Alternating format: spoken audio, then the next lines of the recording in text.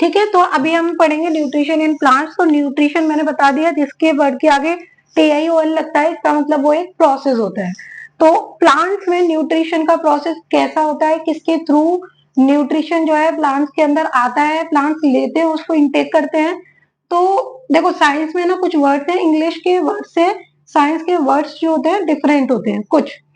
ठीक है, तो यहाँ पे हम पढ़ेंगे। तो देखो प्लांट्स क्या है, आप जो इसको नॉर्मली देखते हो, इसमें एक चीज नोटिस करते हो कि जितने भी प्लांट्स हैं मोस्टली ग्रीन होते हैं।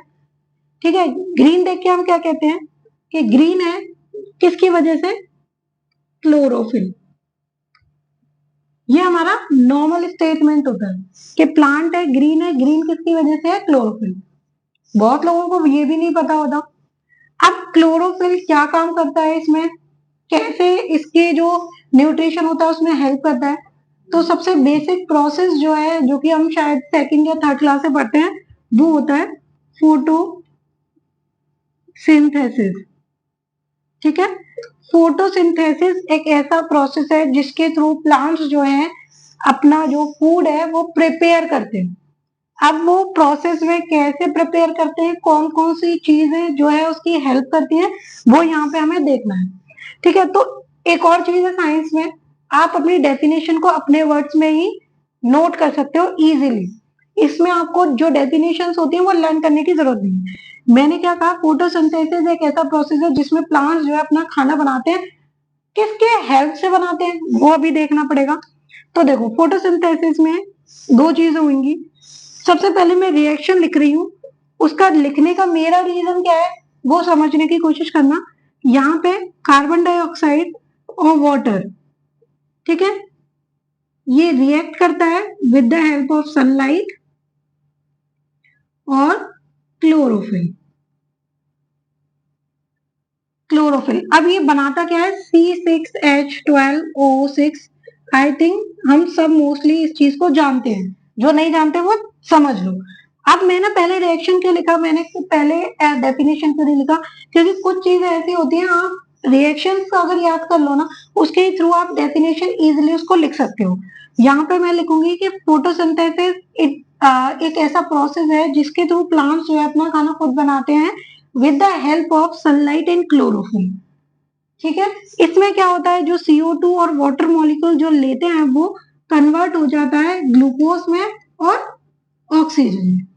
यहाँ पे आप जो देखोगे कि आपके मन में क्वेश्चन आता है कि क्लोरोफिल और अगर सनलाइट ये ना हो तो क्या फोटोसिंथेसिस रिएक्शन पॉसिबल है? नो, यहाँ पे पॉसिबल नहीं है। उसका रीजन है, साइंस में एक तो हर चीज का रीजन होता है क्यों।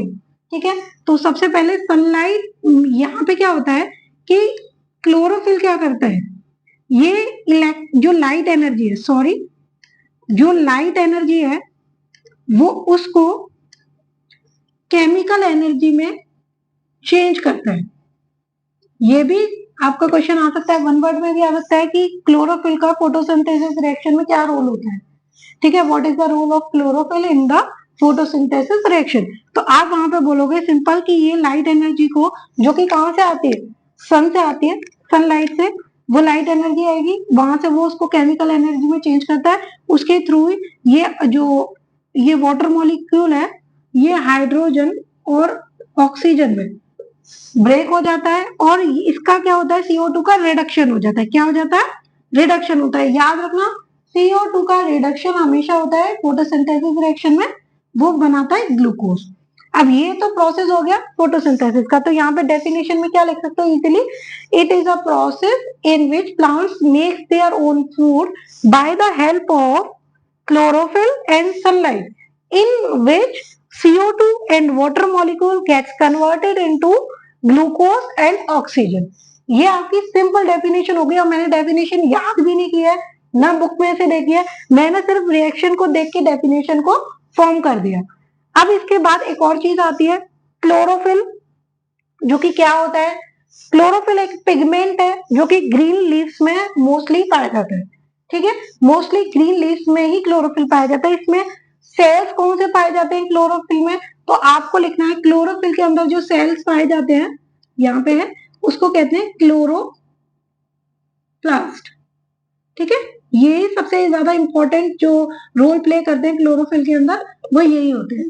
सेकेंड थिंग आती है, अब ये तो बन गया आपका, अब क्या आएगा प्लांट्स में, जो न्यूट्रिशन जो प्लांट्स ने लिया, पहला क्वेश्चन है वो किस फॉर्म में लिया, क्योंकि हम जैसे चपाती खाते हैं तो हम प्रॉपर चपाती सेक का मतलब जो भी आटा होता है उसको सेक के रोटी खाते हैं, तो हमें पता है हम रोटी का टुकड़ा खा रहे हैं, तो वो किस फॉर्म में खा रहे हैं, क्या है वो।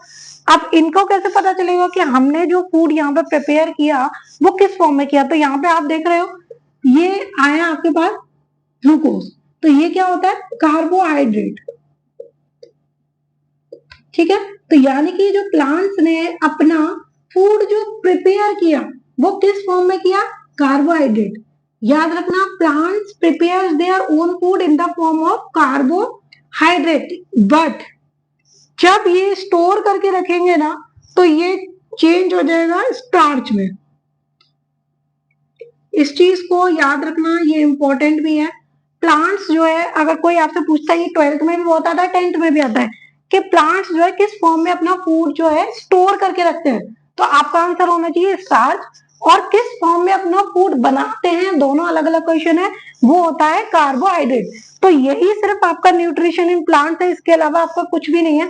अगर इसमें आपका एक और चीज आ सकती है जो एक्सप्लेन करने के लिए आएगा, वो आएगा स्टोमेटा, तो स्टोमेटा एक अलग टॉपिक हो जाता है और ये अलग ही क्वेश्चन बन के आता है, इसके ऊपर हम नेक्स्ट जो भी कभी टॉपिक आएगा तो उसमें हम बात करेंगे, ठीक है। स्टोमेटा, तो ये वाला जो टॉपिक है ये तो यहीं पे कंप्लीट हो जाता है, क्योंकि न्यूट्रिशन इन प्लांट्स में बस इतना ही आता है। आपको क्या करना है, फोटोसिंथेसिस की डेफिनेशन लिखनी है, सेकंड आपको उसकी रिएक्शन लिखनी है सेकंड पॉइंट पे, और